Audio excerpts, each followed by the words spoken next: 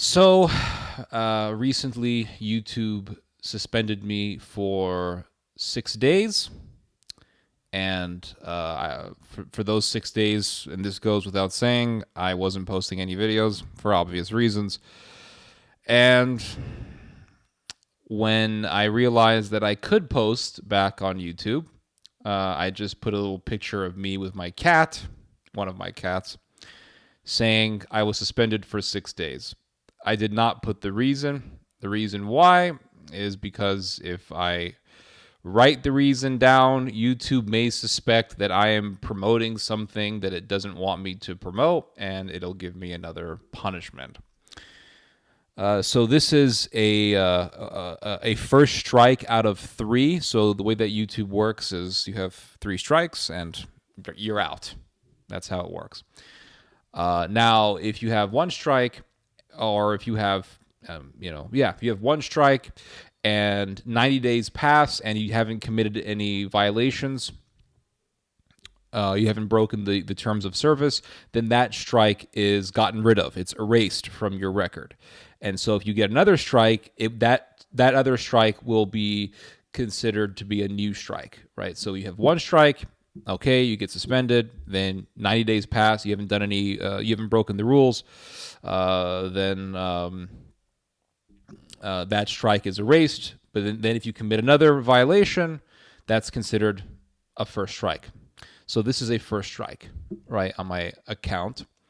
The reason why YouTube got rid of me, well, really, there really was no reason.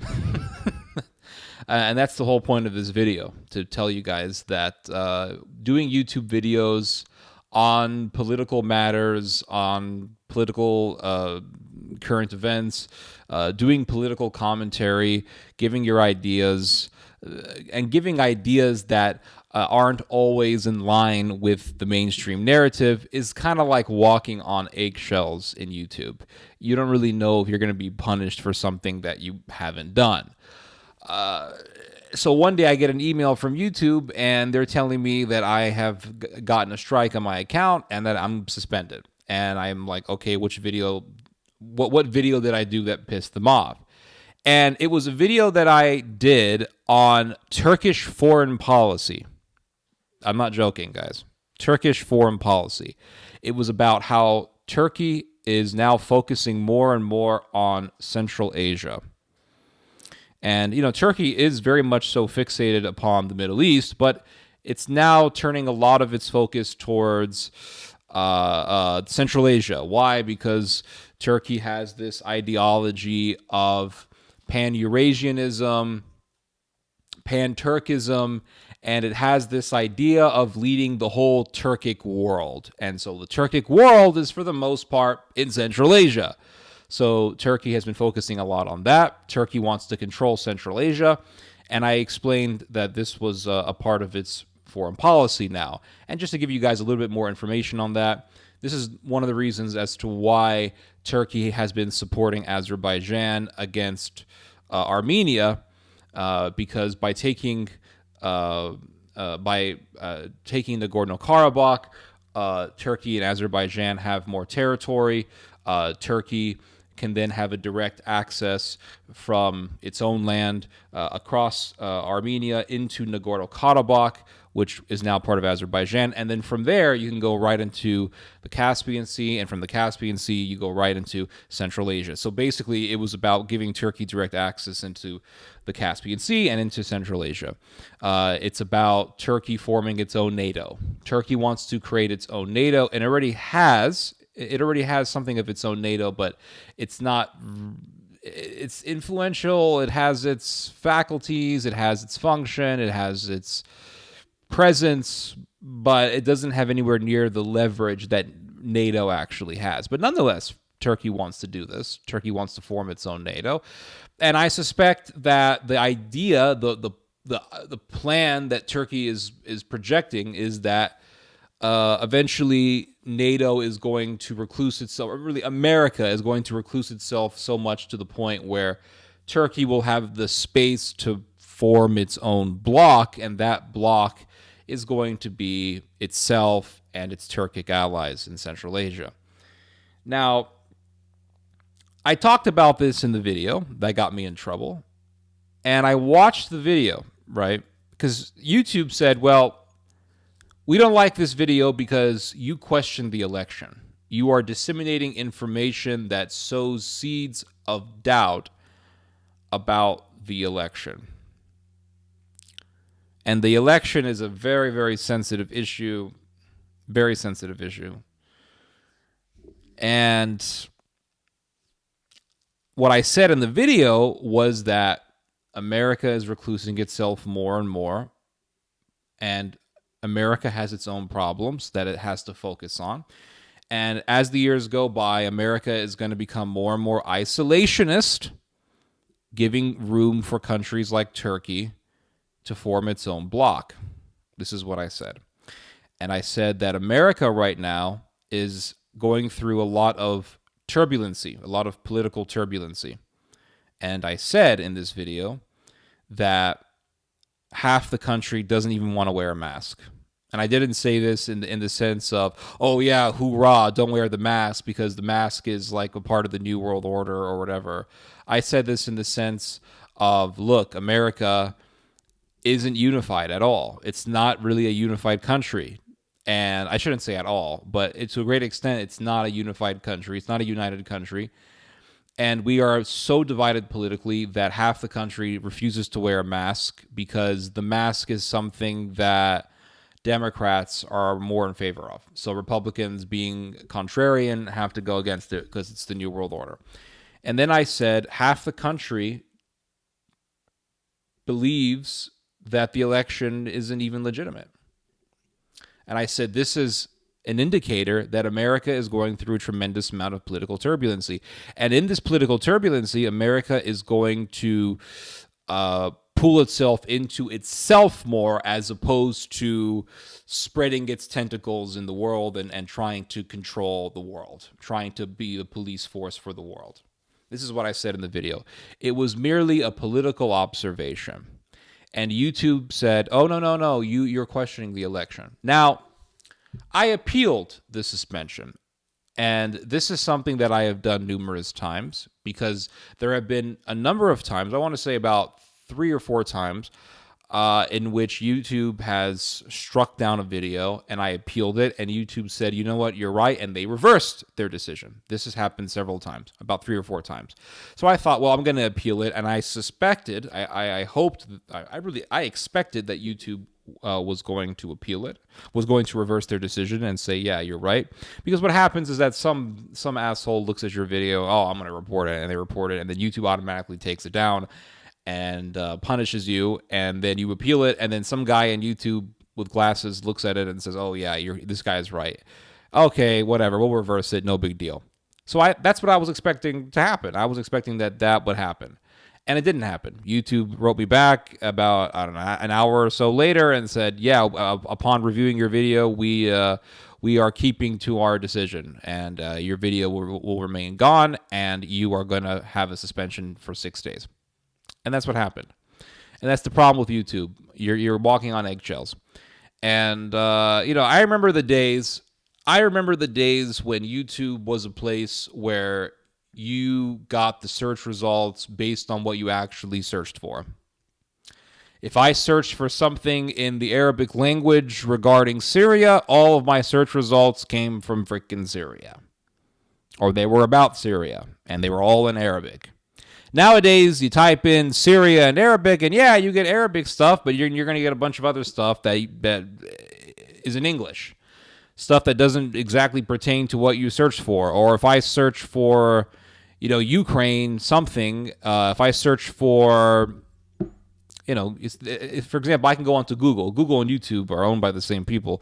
I can go onto Google and I can type in, Azov does a terrible execution of a Russian person. And almost every search result is going to be, oh, look at what Russia's doing in Ukraine. Russia's the bad guy. Putin's a psychopath. And it's like you don't get what you search for anymore. This is the problem. And people say go to DuckDuckGo. DuckDuckGo is definitely better than Google. It's closer to old school Google. But even DuckDuckGo has this issue.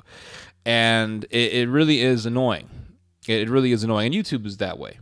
You go onto YouTube and you don't really get you don't get exactly what you search for on YouTube anymore. You get some of the things that you search for, but at the same time, you get a bunch of stuff that they want you to see, that the algorithm wants you to see. And what I see happening is basically YouTube and the mainstream media are just becoming one and the same, right? They're homogenized, they're not homogenizing. Is it Yeah, homogenizing. That's the right word. I'm kind of tired today. My English isn't the best right now, but they're homogenizing everything, right? It's all becoming homogenous. The mainstream media, YouTube commentary, it's all becoming homogenous. And what I am afraid of, I'm not really afraid of this, right? But what I suspect could happen is that in the future, I'm going to put my pipe in my mouth, being very intellectual. In the future, you're going to have to pay money to be a content creator. I wouldn't doubt that that's going to be the case in the future. I wouldn't doubt that one day YouTube is just going to be basically like a paid program that you can use, right? Or a paid page that you can use for media distribution. I wouldn't doubt that in 20 years that's going to be the case. I wouldn't doubt that in 20 years YouTube is going to be a place where in order to be a content creator, you have to pay for some kind of subscription and you have to be accepted. And you have to be reviewed, and then you could be a content creator. And maybe they'll say, does this person bring enough revenue to YouTube? Is this person worth bringing into YouTube as a content creator? Is he going to be a good investment for us? I wouldn't doubt that's going to be the case, right? Because you can't turn on a YouTube video without seeing a commercial, right? Unless you use, of course, commercial, pop-up blockers. But you can't turn on a YouTube video without getting commercials. And all of these big companies that invest in commercials on YouTube, they're going to say, well, do we want to have our commercials on videos that are not politically correct? That may make us look bad. Do we want this?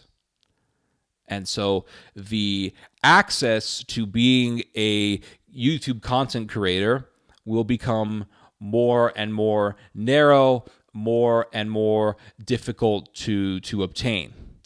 And that could be the future. That very well may be the future. I don't know. But I wouldn't be surprised if that actually turns out to be the case in the future. And we will look back and we'll say, remember the good old days when you can just get onto YouTube and make your own account and just do videos? Remember those days? Yeah, I remember those days. Now you got to pay money and you got to go through a committee and be accepted as a content creator. And your channel has to go through all sorts of a rigmarole in order for you to just make a damn 5-minute video. Oh, yes, I know. And they're going to be calling us millennials old hats. Oh, them old hats over there about the good old. Oh, I remember the good old days when you could just get onto YouTube and... It's like those guys who who say things like, "Oh, I remember the days when you just go to a gas station and there was an old man there with a hat and he would just fill up your tank for you." Yeah, I remember those days. Yeah, well, actually, I don't. But I wouldn't be surprised at all that ends up turning out to be the case in the future, and because you see it already, you see everything becoming homogenized, and so what I want to do, because I do enjoy doing videos, and I don't want to lose you guys. So what I want to do is do videos on Rumble, BitChute, and VK. Because I think this is pretty much going to be the end. This is going to be the last alternative, right? Is just to go onto these platforms. So guys, if you don't have channels on the alternative platforms, get them, because I may be gone. If you want to continue watching my videos, then I think you guys should get channels on those or get membership on those platforms, because I don't see this channel surviving forever. It's like stepping on eggshells, and I got suspended recently for literally no reason. Literally no reason at all. I didn't break the rules. I didn't question the election. I didn't question the reality of COVID. I didn't do any of that stuff. But I get a suspension, so it's almost like it's out of your control. You got to walk on eggshells to be on YouTube. So yeah, I'm gonna eventually just gonna be on Rumble and BK and BitChute, and yeah, I think that's gonna be it. So anyway, you guys just heard some Theo Logi. God bless.